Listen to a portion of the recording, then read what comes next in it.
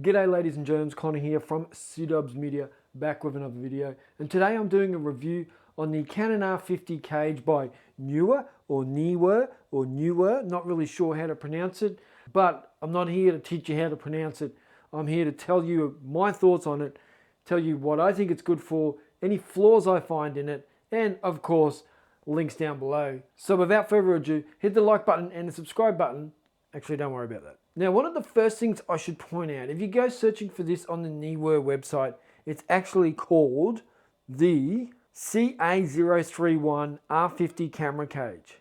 CA031. Search for that on the Neewer website and you'll find it in there nice and easy. And there will be a couple of things I need to tell you about the top handle as well. Just some important information about which ones to get, because it's not always that clear and you can easily just potentially order the wrong one. So just stick around for that tip as well.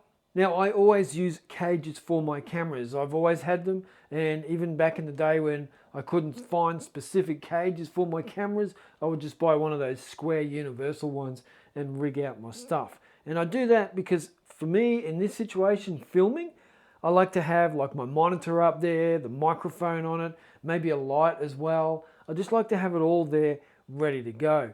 And I also like to have it set up. So I just come in, press record when I want to film a video, and everything's organized for me. So they do have a lot of benefits. Now, also for me, like I'm a small-time creator, do the occasional commercial job, but I still find a lot of value in having cages. Now, this is primarily for video, but I did see someone recently post on the Canon R50 Facebook page that they actually used it for photography because it just gave more bulk to the camera, because it is a pretty dainty little camera. Now, that's not for me, like I don't use it for photography, but I guess you can. If it works for you, then go ahead and do it. But for me, it's primarily for video.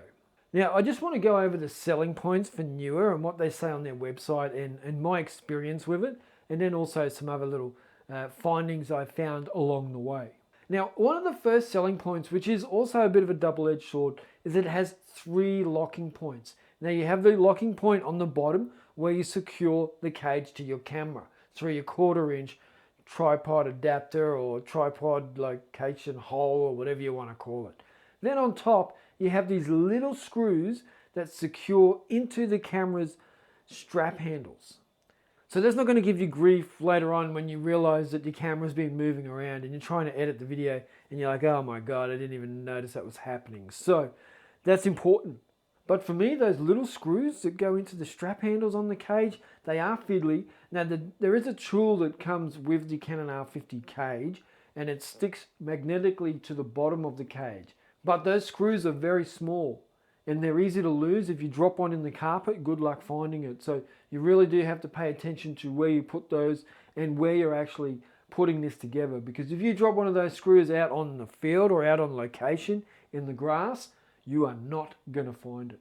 So I would prefer if they did a little bit more engineering, a little bit more tweaking to the design and get rid of those little screws, or find a way of keeping them on the cage at all times so that they cannot fall off and be lost.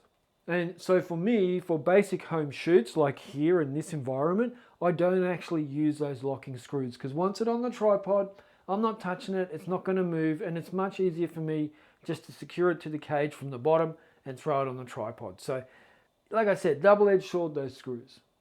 However, if you're run and gun and holding the cage by the top handle, you definitely want those screws in place. Now, one of the other big selling points that Neewer, they say that it is designed for expansion. And yes, that is true, because this thing has many 1/4 inch threads in it and 3/8 inch threads as well. So you can mount anything to this within reason. Now, generally in this sort of environment, I would have a monitor, a microphone, and maybe a light. So you can definitely expand this in many ways. You could also get battery packs and side handles. You could put whatever you want on it within reason. Now, it is a small camera, and that makes the cage small as well. So you are going to have to be wise about where you mount things. Like, you can't put a big microphone on the cold shoe because it's too close to the top handle. So you might need some adapters. Now, there is plenty of adapters on the Neewer website as well. Again, links down below to those.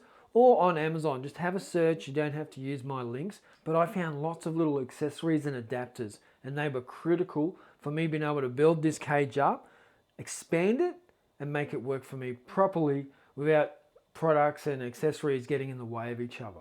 So I had like these little mounting screws, I had expansion arms, I had all sorts of little things mounted here to help me get the right setup for my cage. Now the top handle that I was supplied with by Neewer is actually called the Neewer CA007 camera top handle with 3 1/8" ARRI locating pins, and it works a treat. Now they also send out an Allen key with this product so you can tighten the screw on top of the cage to secure the top handle to the cage, and that's pretty handy as well. But you know, all these little screws and things, they need little tools to tighten them and secure them. They can get a bit tricky. So I did find this other little tool on the Neewer website, which is a one-trick pony. It is every tool you need for any adapter or any accessory for your cage. Nice and cheap as well. Check it out, links down below. Again, look on Amazon if you want. You don't have to use my links, but if you do, it's much appreciated. Now on the cage, we have a cold shoe mount on the top left-hand side for your microphone or any other accessory that works with cold shoe mounts. Then we have NATO mounts built in on the side, so you can just attach things with a NATO mount to the side of the cage without having to buy accessories to make it fit NATO mounts. We have about 10 1/4" threads around the cage, and then we have a number of 3 1/8" threads around the cage as well. And then we also have the archetype mount. So the bottom of this cage slots straight into an archetype mount, which is pretty handy. Now that's not going to work with my Manfrotto video head tripod, but it is with my photography tripod, which you can see here. And that's pretty handy, just to slide it straight into place within your tripod. And it does also have strap slots as well, so you can attach a strap to it. Like I said about old mate on the Canon R50 Facebook group, he bought the cage just to make it bigger for him, make it more secure in his hands, so you could also attach a strap to it. I like that idea as well. Now the microphone jack is easily accessible. I didn't have to worry about that at all. The screen comes out and flips in all directions and doesn't hit the cage. They've thought about that nicely. On the right hand side, you have a USB Type-C and your micro USB port as well, and they are easily accessible. No issues with the cage getting in the way there.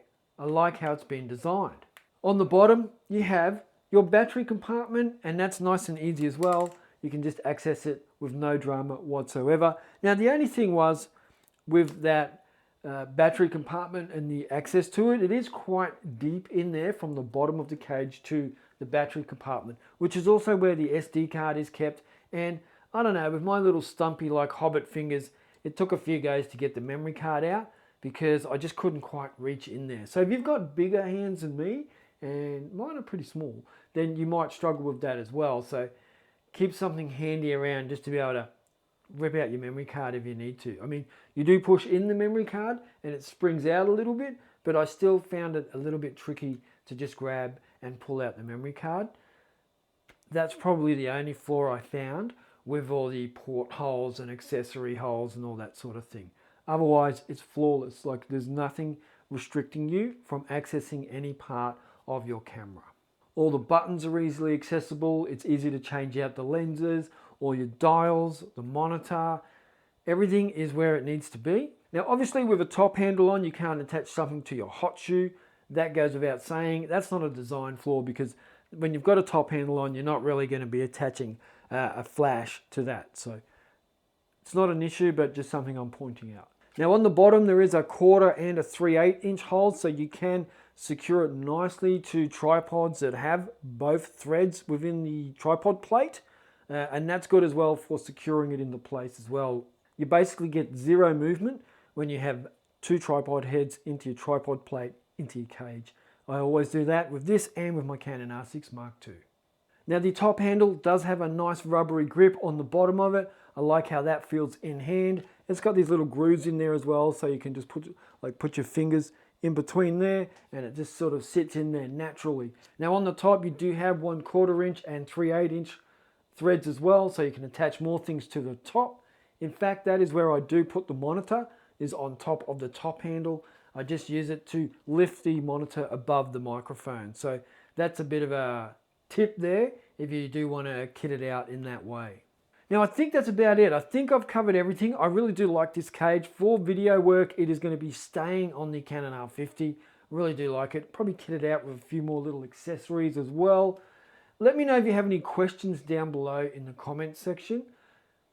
It's pretty straightforward. There's not much to it. I think it is a good price as well. It's like 67 Aussie dollars or something like that. So that's pretty cheap.